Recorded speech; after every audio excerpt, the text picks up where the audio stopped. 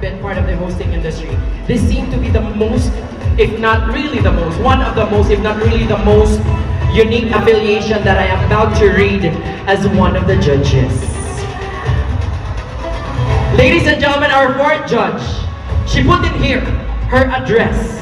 Riverside, Zone 2, Solana, Hasaan, Misamis Oriental. Her phone number is 0969-457-3663. Her email address is tbtbrianroy1989@gmail.com. Her educational background, hotel and restaurant services, work experience, content creator, host, comedian, and an artist. References, kung may tabo sa iya, si Tata Garaw, iha daw ng mama. Wala niya gi-include na rin, not to mention, one of the big winners of ABS-CBN's Pinoy Big Brother! And one of ABS-CBN's It's Showtime's Miss Q&A! Naglibog ko ganina kinsagid ni si Judge number 4 kaya ang gibutang dari. Brian Roy Tagaraw. Everyone, our judge number 4, no less than Queen Brenda May! Taas ni siya, but please bear with me. Ang nakasave sa iyang number kaganina. Medyo upay-upay sab. Walay lain. ABS-CBN star. Usa ka proud nga taga Miss Or nga gidala ang siyudad sa Nakbayan sa Cagayan de Oro. A dear sister of ours. O walay lain gitugot gud niya nga makauban mo tanan karong gabi una. None other than Miss Brenda May! Hi, Miss Brenda. Ay, wait, I'm just gonna story. Oh, hi! Kumusta? Kumusta, Miss Brenda? Oh, abi ba yun ako si Shamsi? Asa ang mga followers ni Brenda May! Mayong gabi ganito na. Yes. Palihog manindog. Grabe gimong misa. Now, Brenda, wala, I mean, kabalo niya, bigay ka kabisi. Muna itong nastoryahan ka ganina. Mention it. O naka-experience na po ka nga, mas nakuha sa handler kaysa partner. Anak dyan. But daghang salamat kaayo sa pagtugot na makauban ka na mong karong gabi una. Before anything else, na ba kayo gusto istorya sa mga katawhan sa Talakan?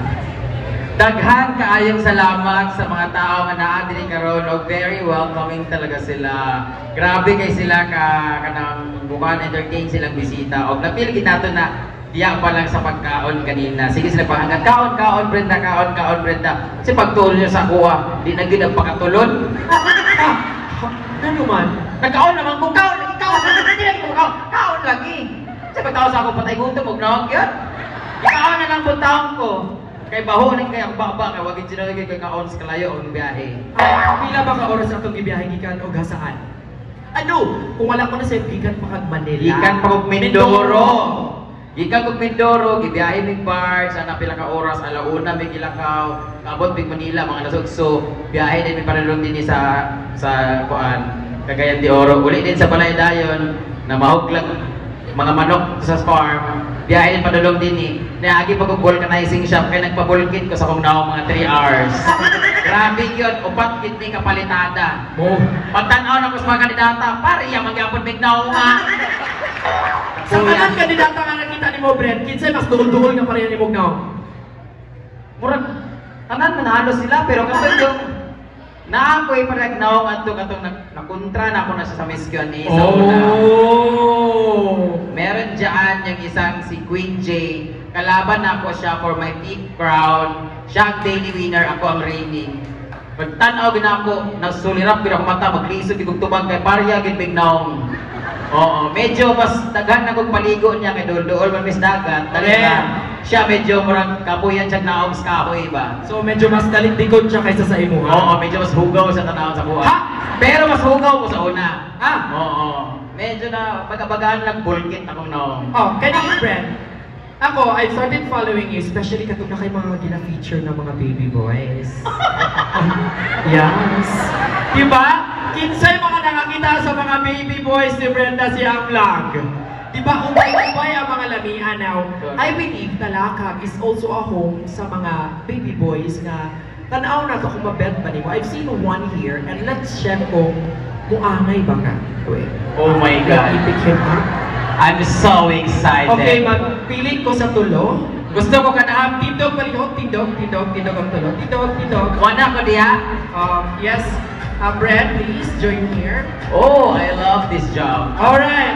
Brad, ibutang ta, ikaw ang the only judge karong gabi una. Silang tulo ang top 3. Kung kinsa ang mudaog sa mga pangutana ni Brenda, siya ang mauling ni Brenda sa farm. Oh my God! Ganahan ko daghan kayo ana-ana house dito. Karon! Brad, before ka mag-start sa mga pangutana ato sa pangutanan, ngalan, edad, o taga-aha, o kabalo ba si mama nga naa ka? Ere. Dari atubang kay ang camera o ang spotlight shadow makita. Gwapo Okay, na go. Ngalan. Pinay mag-uto. Mario Teo Bita Kevan, 17 years old from Lingion. Barangay Lingion, Alaka Bukidnon, and kabalo si Mama. Oh. Okay, next. Pangalan, dul ring, atubang nito. Pangalan, edad, taga-aha, o ganahan ba ka sa mga beauty para sa beauty ni Brenda? Ayusin mo. Sumbag ka ron. SJ Kalibuan, 18. Barangay 2, Alaka Bukidnon. Wala.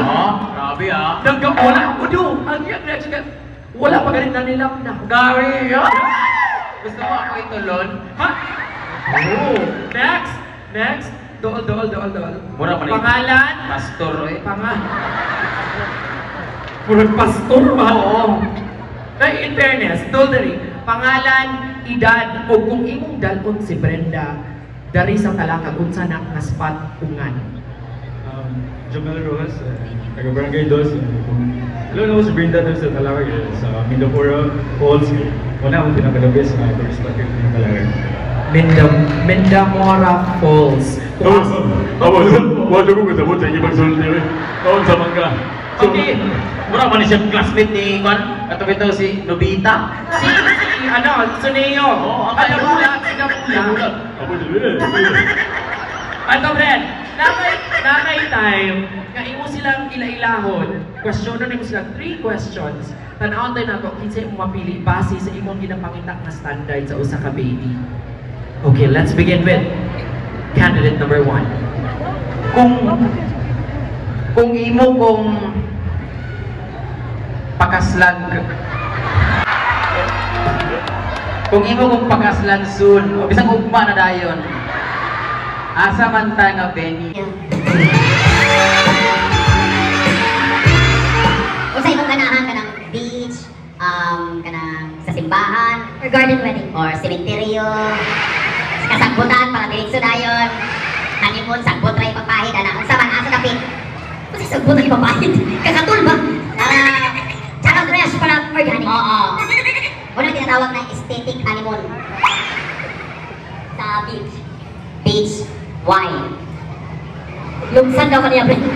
Sepak to sa ako, seahorse. Malang ka. Okay, wala to siya. Next round. Yes, next round. Same question.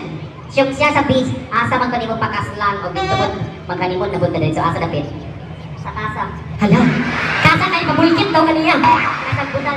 Hi! We have a winner! Saan ka? Ganahan ko. Ito mga sound effects din, ha, Mr. G. Lami, ganang kasagbutan, tapos ka lang ito, taghan kay Bulong Sari.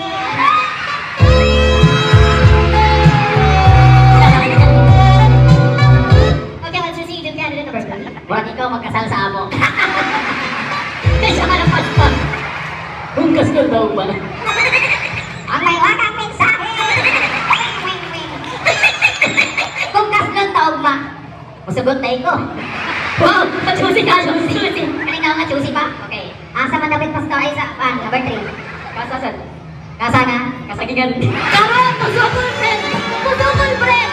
At least, nakasagputan, hapsay o ganahan ka, siya kasagingan, hapsay, pakanun pa din ka.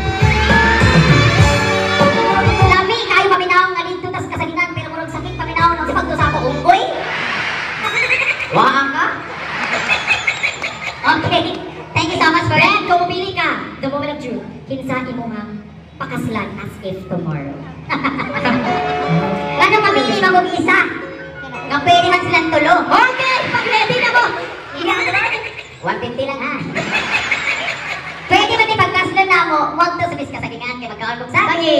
ato din mi sa beach kay maligo sa dayon ng unggoy, ana. Pag dayon, ato din kasagutan kay honeymoon dayon. Yes! Once again, pinauso ko pala para ka Brenda May! Well, grabe, Jomens. Thank you very much. Wala ang Cons. Pero additional TF, ito Cons ba kay Brand Show, nakatunay ka ba Cons?